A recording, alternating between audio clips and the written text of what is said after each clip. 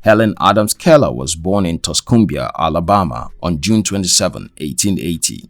She had 4 siblings, 2 full siblings Mildred Campbell Keller, Tyson and Phillip Brooks Keller, 2 other half-brothers, James McDonald Keller and William Simpson Keller, from her father's prior marriage. Her father, Arthur Henley Keller, was an editor of the Tuscumbia North Alabamian for several years and had served as a Confederate Army lieutenant. Her mother, Catherine Everett Adams Keller, was the daughter of the Confederate General Charles W. Adams. Keller was born with her sight and hearing senses. She started speaking when she was just 6 months old and started working at age 1. She lost both her sight and hearing to a condition dubbed brain fever at only 19 months of age. The exact nature of the illness remains a mystery today, but it may have been scarlet fever or meningitis, some experts say. Within a few days after the fever ended, Keller's mother found that when the dinner bell rang or a hand was raised in front of her, her daughter showed no reaction. When Helen grew up in childhood, she developed a minimal communication system with her friend, Martha Washington, the family cook's young daughter. The two developed a kind of sign language. They had invented more than 60 signs by the time Helen was 7 to communicate with each other. Helen, too, had become very wild and unruly during this period. When angry, she would kick and yell, and when content, she would giggle uncontrollably. She tormented Martha and annoyed her parents with screaming tantrums. Many family relatives thought she should be institutionalized. In 1886, inspired by an account on Charles Dickens' American Notes of another deaf and blind woman's successful education, Laura Brinkman, Keller's mother, dispatched the young Keller, accompanied by her father, to seek out physician J. Julian Chisholm, a Baltimore head, ear, nose and throat professional, for advice. Upon interviewing Keller, Chisholm suggested that she see the inventor of the telephone, Alexander Graham Bell, who at the time worked with deaf children. Bell met Helen Keller and her friends and proposed that they move to Boston, Massachusetts' Parkins Institute for the Blind. The family met the director of the school, Michael Anaganos, there. He advised working with one of the most recent graduates of the school, 20-year-old Anne Sullivan, who was visually impaired herself. Sullivan went to Helen's home in Alabama on March 3, 1887, and went to work immediately. She started by teaching 6-year-old Helen finger spelling, starting with the word doll, to help Keller appreciate the gift of a doll she had brought along. At first, Keller was interested, then stubborn and declined to comply with Sullivan's instructions. As Helen grew restless, the tantrums grew. Sullivan eventually requested that she and Keller be separated for a period from the rest of the family so that Helen could focus solely on her guardians. They moved to a plantation cottage.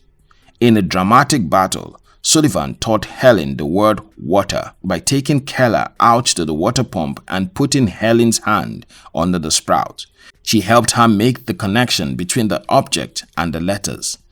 As Sullivan pushed the lever over Helen's hand to flush cool water, she spelled the word water out of Helen's other hand. Keller understood and repeated the word in Sullivan's hand. She then pounded the ground, demanding to know its letter name.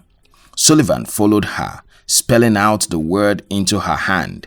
Keller moved to other objects with Sullivan in tow. By nightfall, she had learned 30 words. Keller began speech classes for the deaf at the Horace Mann School in Boston in 1890. She would try to learn to talk for 25 years so that people could understand her.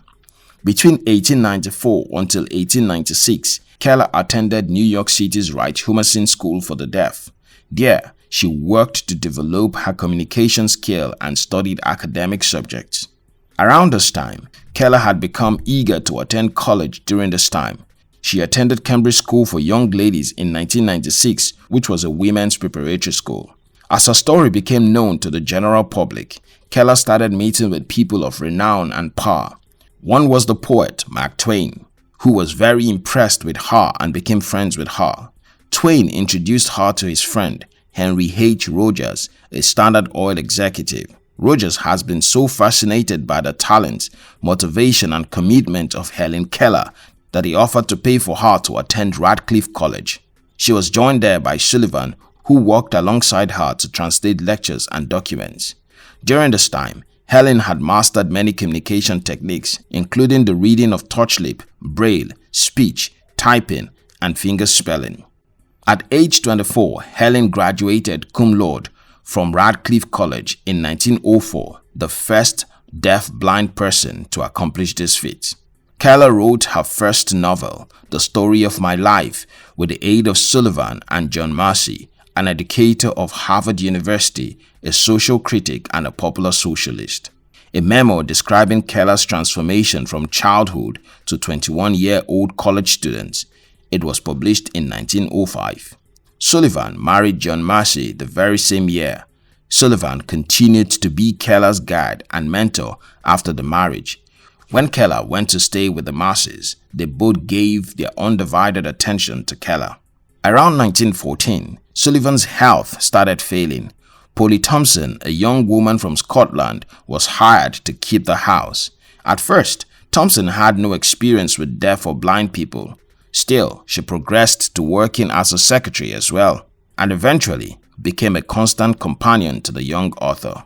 The story of the blind activist was not without a love affair. When Anne fell, Helen was love-smitten by a particular young man, Peter Fagan, a young Boston Herald reporter who was sent to Helen's home to act as a private secretary. The lovebirds hit it off, and Keller went on to become secretly engaged to the young man, defying her teacher and family by attempting to elope with Peter.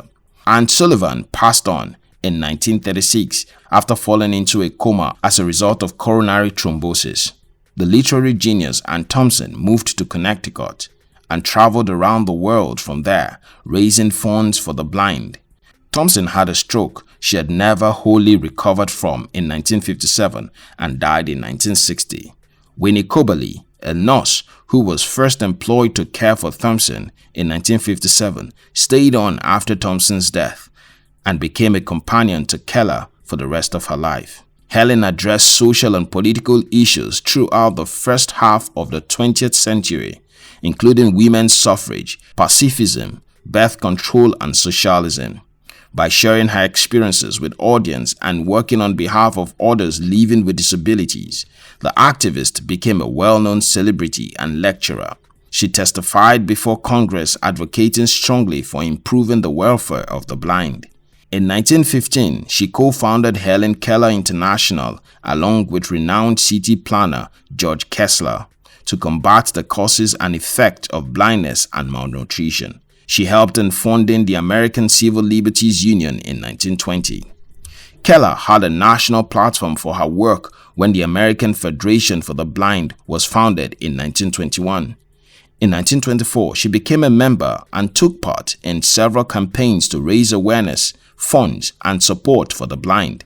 She also joined other groups dedicated to supporting those less fortunate, including the Permanent Blind War Relief Fund, later renamed the American Braille Press. Also, Keller was a member of the Socialist Party, most probably because of her relationship with John Massey. She wrote many articles on socialism between 1909 and 1921 and endorsed the presidential candidate for the Socialist Party, Eugene Debs.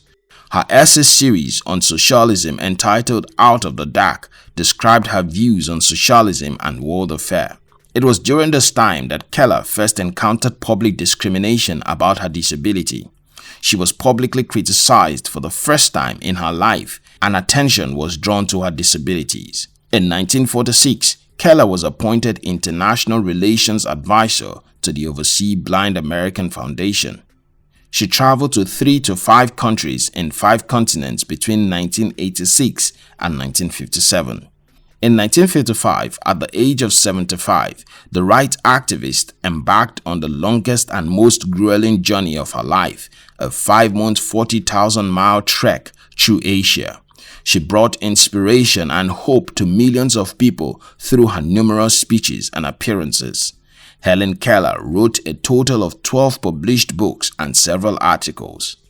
Her earliest piece of writing was The Frost King, 1891, a plagiarized form of The Frost Fairies by Mildred Campbell. Her most acclaimed work, Story of My Life, 1903, followed by The World I Live In, 1908, and Out of the Dark, 1913, a series of essays on socialism.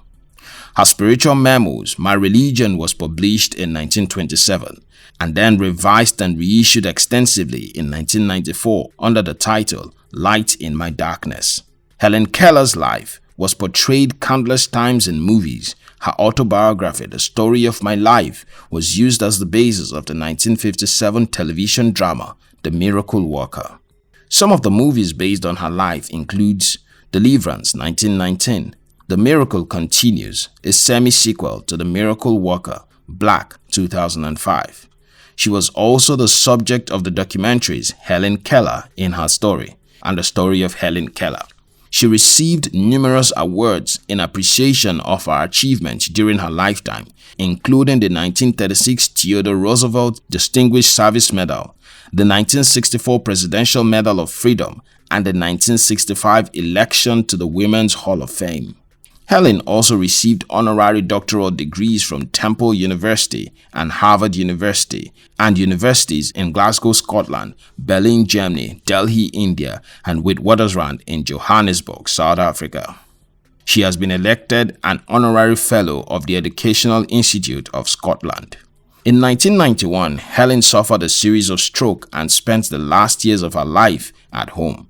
She died in her sleep on June 1, 1968. A few weeks shy of her 88th birthday at her house, Arkan Ridge, located in Easton, Connecticut.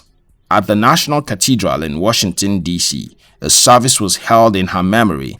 Her body was cremated and her ashes deposited there next to her constant companion, Anne Sullivan and Polly Thompson. She was buried in Washington National Cathedral, D.C. Thank you very much for watching our videos. We'd like to give you another exciting video for you to enjoy next. Still, before then, our team will be thrilled if you can like this video and share it with your friends on social media. If you're new here, don't forget to subscribe so you don't miss out on other exciting videos like this. Look at your screen now to see 2 other videos we handpicked for you to enjoy next. We love you.